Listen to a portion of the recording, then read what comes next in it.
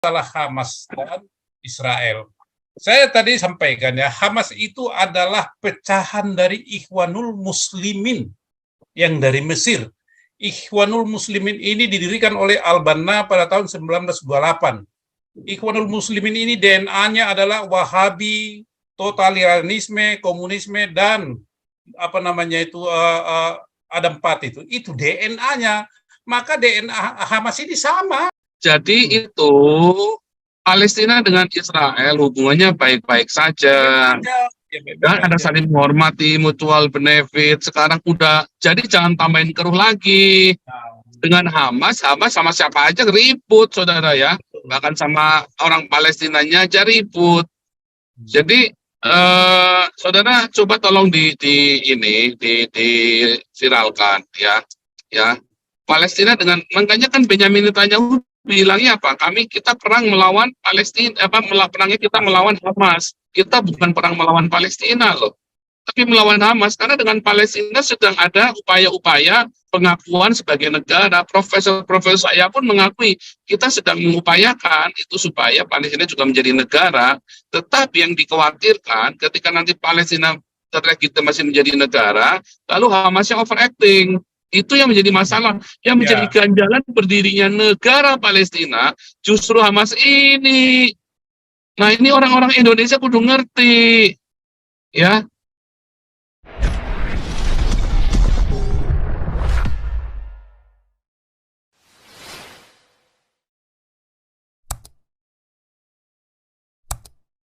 Terima kasih, Pastor. Bom yang keras, kasih bom yang keras, kasih rudal.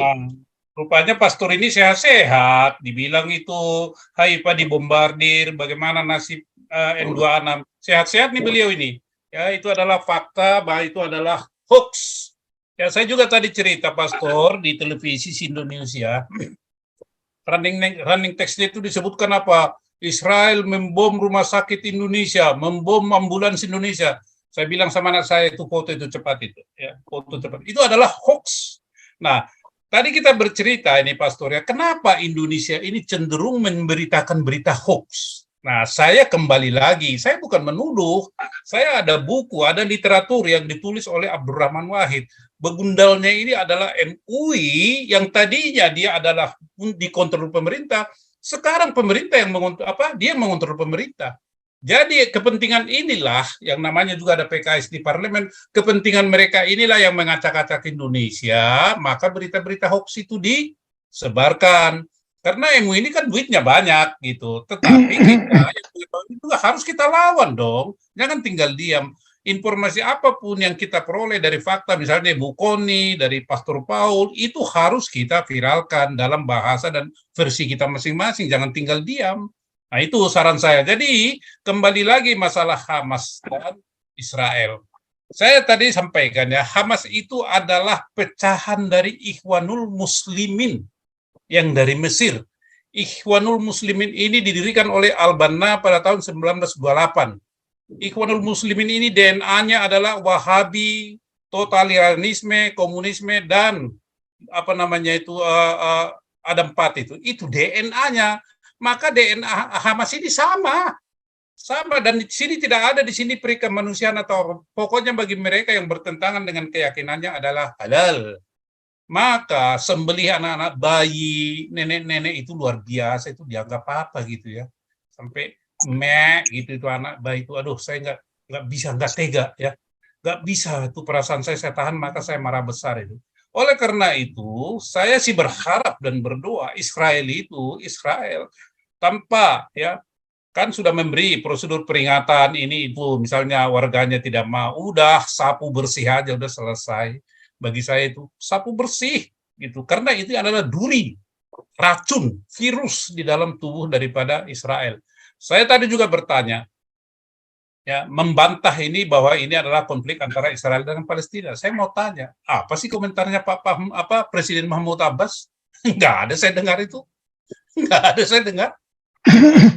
Dubesnya yang ada di Indonesia ini yang kebablasan, ya, meminta-minta Indonesia supaya mengutuk Palestina, membela Palestina, mengutuk Israel. Ini juga dubesnya lah ya ditarik ini, Pak Mahmud Abbas, tarik itu dubesmu tuh, bikin kacau itu. Ya, itu Palestina itu kan sudah bagus itu dalam image daripada kita orang Indonesia, Palestina. Dan Anda kan sudah merdeka. Nah, Hamas ini yang mengganggu, nggak ada urusannya. Jadi begitu teman-teman ya. Kita ini Nah, jadi saya berperang. tegaskan lagi, jadi itu Palestina dengan Israel hubungannya baik-baik saja. Ya, baik-baik Dan ada aja. saling menghormati, mutual benefit. Sekarang udah, jadi jangan tambahin keruh lagi. Nah, Dengan Hamas sama siapa aja ribut, saudara ya. Bahkan sama orang Palestinanya aja ribut. Jadi saudara coba tolong di viralkan ya, ya. Palestina dengan makanya kan Benyamin Netanyahu bilangnya apa? Kita perang melawan Palestina, perangnya kita melawan Hamas. Kita bukan perang melawan Palestina loh, tapi melawan Hamas, karena dengan Palestina sedang ada upaya-upaya pengakuan sebagai negara. Profesor-profesor saya pun mengakui kita sedang mengupayakan itu supaya Palestina juga menjadi negara. Tetapi yang dikhawatirkan ketika nanti Palestina terlegitimasi menjadi negara, lalu Hamasnya overacting. Itu yang menjadi masalah, yang menjadi ganjalan berdirinya negara Palestina justru Hamas ini. Nah, ini orang-orang Indonesia kudu ngerti, ya. Nah itu lanjut, mungkin siapa lagi ya, yang ya. bicara? Betul itu, Pastor ya. Jadi teman-teman ya, saya menambahin aja yang dikatakan oleh Pastor. Bu Koni tadi sore, tadi jam 3 mengatakan itu, Hamas itu ideologinya sangat berbeda dengan ideologi Palestina. Apa? Berbeda. Kalau Palestina itu ideologinya nasionalis sekuler, kalau Hamas adalah Islamiyah, kafah, khilafah Islamiyah. Dan tujuan daripada Hamas ini adalah mendirikan negara Islam khilafah di Palestina. Artinya apa? Dia sendiri juga sebenarnya menentang Mahmud Abbas ini. Menentang karena mereka tidak suka Palestina itu menjadi negara sekuler, negara nasionalis sekuler. Itu jadi mau menggagalkan daripada rencana-rencana Palestina dan Israel ke depannya. Nah, ini yang harus kita pahami teman-teman ya. Ini bukan karangan saya, kita belajar dari tulisan-tulisan daripada pakar itu termasuk Abdurrahman Wahid. Ya, yang kita tahu adalah kita catat itu, ya itu udah harga mati. Satu, Hamas itu teroris. Kedua, Hamas itu berseberangan dan tidak seideologi dengan Fatah. Tiga, Hamas itu adalah pecahan daripada Ikhwanul Muslimin. Ikhwanul Muslimin itu DNA-nya adalah Wahabi, totalitarianisme, dan komunisme. Itu tadi yang saya katakan itu. Jadi nggak ada kompromi. Dan ini yang harus kita pahami teman-teman ya.